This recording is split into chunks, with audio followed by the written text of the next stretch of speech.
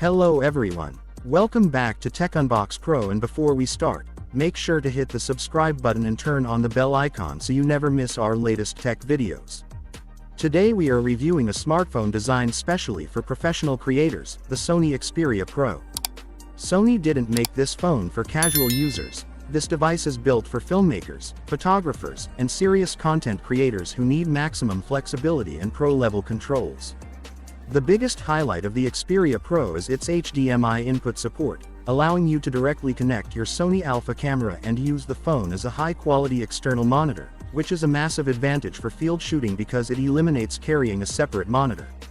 The camera setup includes a 12-megapixels triple lens system with Zeiss T optics, but what truly sets this phone apart is the DSLR-like manual control with full access to shutter speed, ISO, focus peaking, white balance settings, and real-time IAF.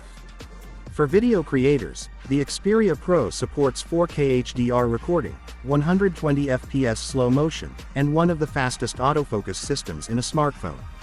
Its 6.5-inch 4K OLED display is super sharp, vibrant, and easily visible outdoors, perfect for reviewing footage in real time.